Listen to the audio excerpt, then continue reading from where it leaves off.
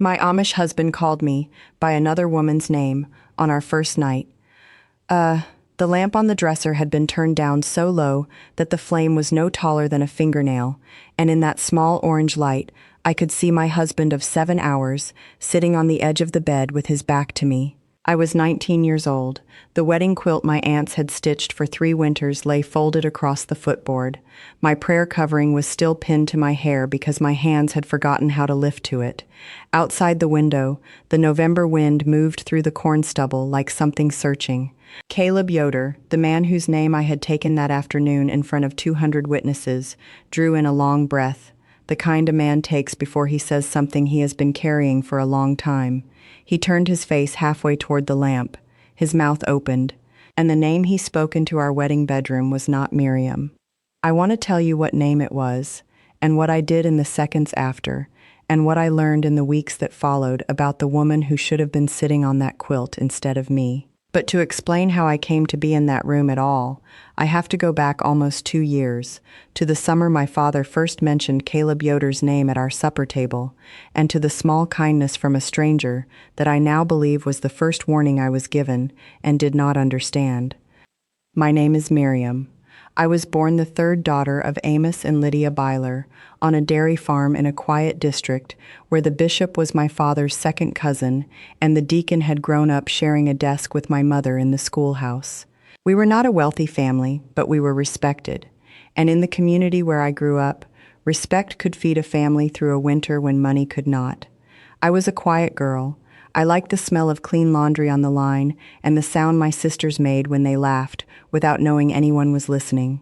I did not expect a remarkable life. I expected a kind one. The first time my father said the name Caleb Yodar, it was July, and the windows were open, and I had just set a bowl of buttered new potatoes on the table. My father said it the way a man tests the weight of a tool before he uses it.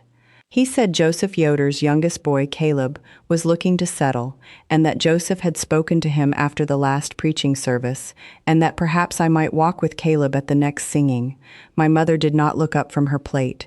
My older sister Hannah set down her fork with a small, careful sound. I remember thinking that small, careful sound was strange, because Hannah was usually the loudest at our table. I remember thinking it, and then I forgot it for almost 2 years. Caleb came to call on me the following Sunday. He was 23, tall, with dark hair that he wore parted on the left, and hands that were already roughened from the sawmill his family ran on the north side of the creek. He was not a talkative man, but when he did speak, his voice was low and steady, and he looked directly at the person he was speaking to. He brought a small jar of honey from his mother's hives the second time he visited. He brought a wooden spoon he had carved himself the third. By the 4th visit, my mother had begun setting out the good cups when he arrived, and by the 6th, the women of our church had begun looking at me a half-second longer than was necessary when I passed them in the yard. There is a thing that happens in our communities when a courtship becomes expected. People stop asking you questions about yourself. They begin asking questions about him. How is Caleb's father this winter, Miriam? Has Caleb finished the new barn at his uncle's place, Miriam? Will Caleb be at the auction on Thursday, Miriam? I did not mind. I thought it meant I was becoming something. I did not yet understand that I was also becoming less of something. The first warning, if I can call it that, came in October of that year. I had ridden into town with my mother to drop off a basket of preserves at the dry goods store, and while she spoke with the storekeeper, I stepped outside to wait by the buggy. A woman I did not know was tying her horse at the next post. She was English, perhaps 40, with kind, tired eyes and a coat the color of wet bark. She glanced at me, glanced again, and then she said, quite softly, "You're the Byler girl, aren't you? The one who's walking out with the Yodar boy." I told her I was. She held my eyes for a moment, longer than was comfortable. Then she said, "Honey, you ask him about Rebecca. You ask him before you stand up with him in front of God." She climbed into her wagon and drove away, before I could think of a single thing to say. I stood on the wooden sidewalk with my mother's empty basket on my arm, and I told myself the woman was confused. I told myself the English sometimes mixed up our families because so many of us looked alike to them. I told myself there were probably 10 Rebeccas within a day's drive of our farm. By the time my mother came out of the store, I had folded the moment up small and tucked it underneath the rest of my day. I did not mention it to her. I did not mention it to anyone. That was my first mistake, though it would be many months before I learned to call it one. Caleb proposed in March. He did it in his mother's kitchen, awkwardly, with his hat in his hands, while she stood at the stove pretending not to listen. I said yes. He smiled, the kind of brief, restrained smile our men give when they are pleased and do not wish to seem proud. His mother turned from the stove and embraced me, and her arms around my shoulders felt like the arms of a woman doing what was required of her. I did not understand that then. I understood only that I was going to be married, and that my life was about to become a settled thing, and that the woman in the wet bark coat had been wrong about whatever she thought she knew. I should tell you about my sister Hannah, because Hannah is the one who tried, in her own bent way, to save me. Hannah was 4 years older than I was, unmarried, with a temperament our mother described as difficult and our father described as headstrong. The week after my engagement was published in church, Hannah began finding small reasons to be alone with me. She asked me to help her sort the seed packets in the cellar. She asked me to walk with her to the back pasture to check the fence. Each time she would begin a sentence, stop it, and finish with something safe about the weather or the chickens. The fourth time she did this, I lost my patience. I asked her plainly what she was trying to say. She looked at me for a long moment, and then she said, "Miriam, has Caleb ever spoken to you about the family that lived on the old Stoltzfus place before they moved to Indiana?" I told her he had not. She nodded slowly, as though I had confirmed something she had hoped was not true. She said, "Then I will not be the one to speak of it either. It is not my place." And she would not say another word on the subject, not that day, not the next week, not in the 4 months that followed. I tried, once, to seek help. I went to my mother on a Thursday afternoon while she was kneading bread. I told her that Hannah had said something strange, and that an English woman in town had said something stranger, and that I wished to understand whether there was anything about Caleb's family I had not been told. My mother did not stop kneading. She did not look at me. She said, "Miriam, every family has its sorrows. A wife does not dig into her husband's sorrows. She covers them, the way the Lord covers ours." Then she folded the dough over itself, pressed it down, and asked me to fetch the salt. That was the last time I tried. The summer before the wedding moved very quickly. There were quilts to finish, celery to plant, a list of 300 names to copy onto invitation cards, and 1,000 small decisions that pulled my attention away from the questions I was no longer permitted to ask. Caleb and I were rarely alone. When we were, he was gentle but distant, like a man watching a field through a window rather than walking in it. Once, in August, I asked him whether he had ever courted anyone before me. He was quiet for so long that I thought he had not heard. Then he said, "Miriam, the Lord brought you to me. That is what matters." End quote. It was not an answer. I told myself it was an answer. There is a difference between those two things, and I have spent a great many years learning it. The midpoint of any story, my school teacher used to say, is the place where a person sees something she cannot unsee. Mine came on a Tuesday in September, 6 weeks before the wedding. I had been sent to Caleb's mother's house to help with the canning, and after lunch she asked me to fetch a jar of vinegar from the cellar. The cellar was dim and cool, and the shelves were crowded, and I had to move a wooden crate aside to reach the back row. Behind the crate, pushed against the stone wall, was a small cardboard box.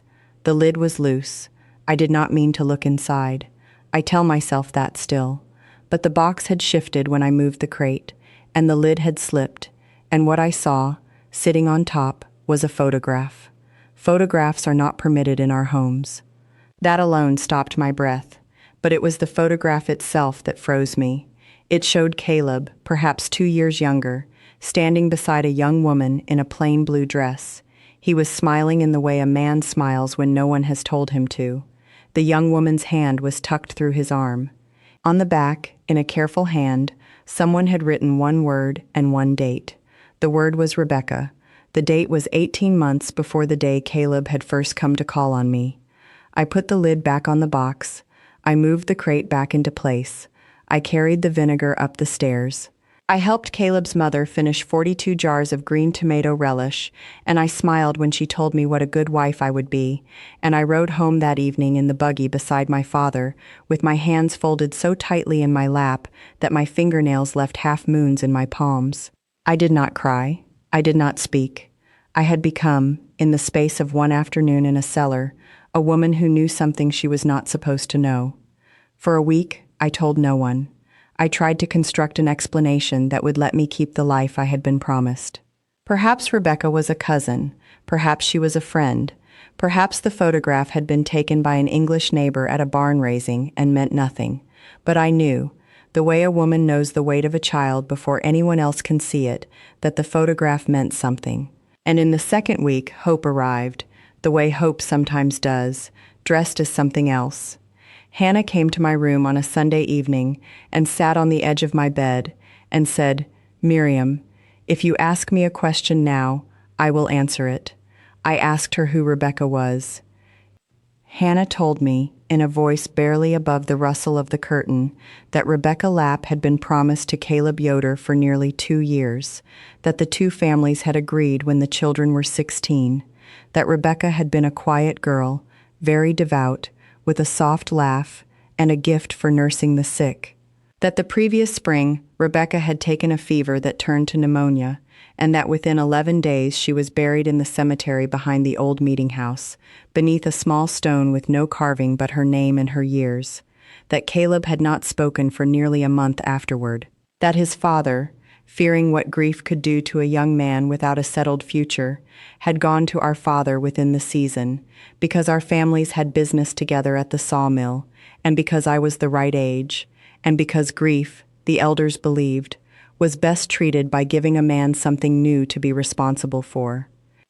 I asked Hannah why no one had told me. She said, "Because they were afraid you would say no, and because they were more afraid that Caleb would." Then she took my hand, which was the first time she had held my hand since I was a child, and she said, "Miriam, you can still say no." I did not say no. I want to tell you that I did, but I did not.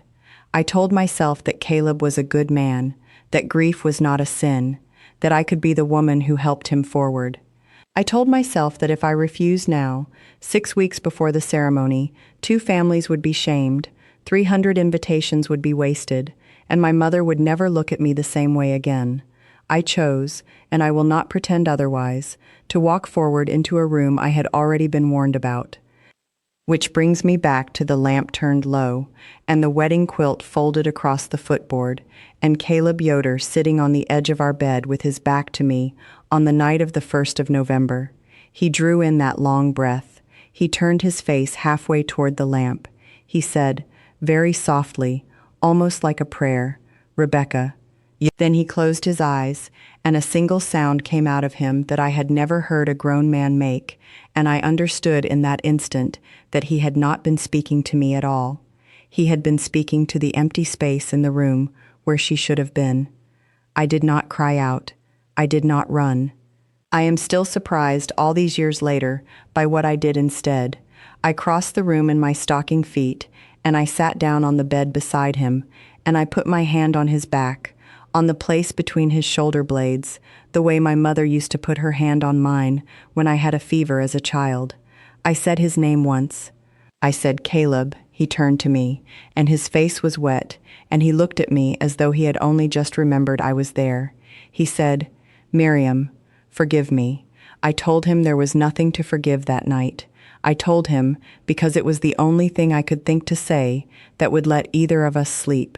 It was not the truth. It was not a lie either. It was the thin place a young wife learns to stand in when she has been given a life she did not fully consent to. We did not speak of Rebecca again for a long time. Caleb was a kind husband, in the way that quiet, sorrowful men can be kind. He did not raise his voice. He did not raise his hand. He worked hard at the sawmill, and he built me a chest of drawers in the second year of our marriage, and he held our first child, a daughter, with the careful, astonished hands of a man who had not been certain he would ever be a father. We named her Anna, after his grandmother. We did not name her Rebecca. I want that on the record, for whatever it is worth. But there were nights, especially in the early years, when I would wake and find his side of the bed empty, and I would come down the stairs in my nightdress to find him sitting at the kitchen table, with the lamp turned low, the way it had been on our wedding night, looking at nothing. On those nights, I would put the kettle on, and I would sit down across from him, and we would drink tea without speaking until the windows began to gray. I learned, in those silent kitchens, that a marriage can be a real thing and a haunted thing at once. I learned that a man can love the wife he has and still grieve the wife he was supposed to have. I learned that I could carry both of those truths inside me, and that carrying them was not the same as accepting them. The consequence I did not expect came many years later. Caleb died in his 68th year, of a heart that had been quietly failing for longer than any of us knew. After the funeral, when the house was finally empty of cousins and casseroles, I went up to the attic to begin the slow work of sorting what he had left behind. In the bottom of a cedar trunk, beneath his winter coat and his old account books, I found a small bundle wrapped in brown paper. Inside the paper was the photograph from his mother's cellar, and beneath the photograph was a letter, sealed, with my name on the front in his careful hand. The letter was dated the morning of our wedding. In it, he told me that he had loved Rebecca since he was 16. He told me that when she died, he had wanted to die also, and that his father had brought him my name the way a man brings water to a fire. He told me that he had agreed to marry me because he did not know how to refuse his father and his bishop and his God all in the same season. He told me that on our wedding night, he had intended to say my name. He had practiced it. He had whispered it to himself in the barn that morning, and when the moment came, and the lamp was low, and the wind was in the corn, the wrong name had risen out of him before he could stop it, the way a wound bleeds before a man knows he has been cut. He told me he had spent the rest of his life trying to become the husband I had deserved on the first night. He did not know whether he had succeeded. He hoped, he wrote, that I would forgive him for the only word he had ever truly stolen from me, which was my own name in our own bed. I sat on the attic floor with that letter in my lap for what felt like a very long time. I was 66 years old. The woman who had crossed the bedroom in her stocking feet at 19 seemed, from that distance, like a younger sister I had loved and lost. I understood, finally, what she had done that night. She had not been weak. She had not been foolish.